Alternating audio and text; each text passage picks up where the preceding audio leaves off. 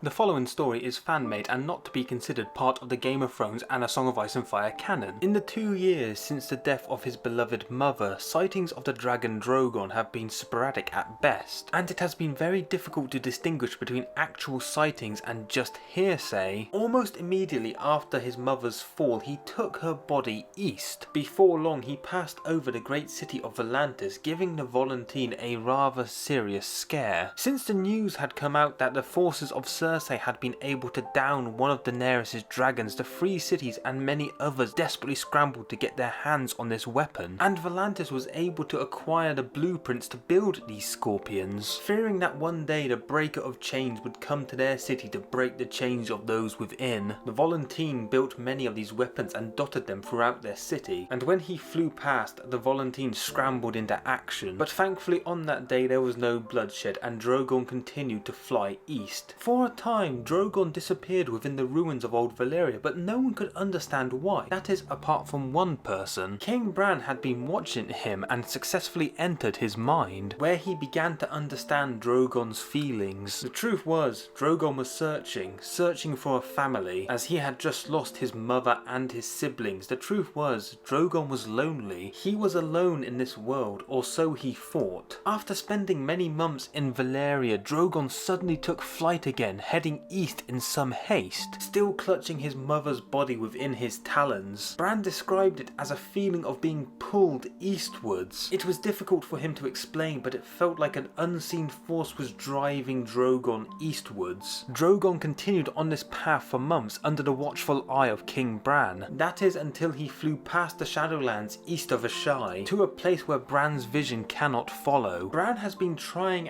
to project his sight eastwards, but he cannot. In the same way that he cannot project his sight westwards to find his sister, Bran says that whenever he tries to look past a shadow, a strange and horrible cold grips his entire body. A cold that he has not felt since the Night King left his mark upon the young boy. Although he does not truly know what is out there, he describes it as a terrible shadow. A shadow that is coming, and the world had better be prepared when it arrives.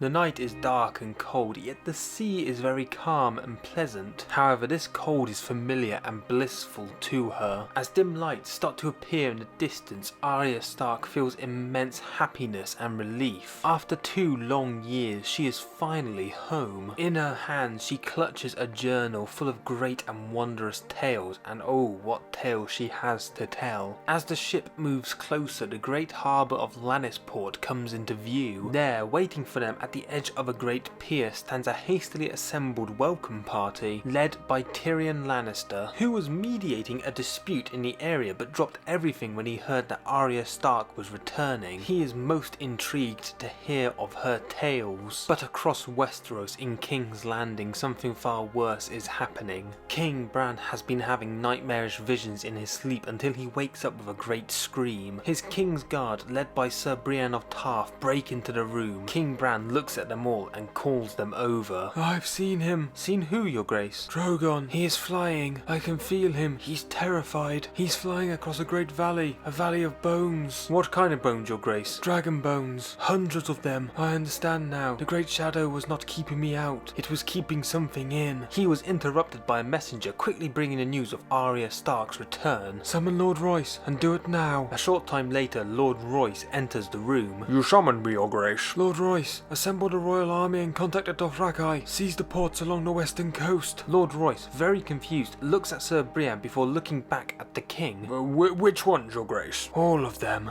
And thus the King of Thrones chapter comes to an end, and thus begins a far darker chapter in Westeros' history.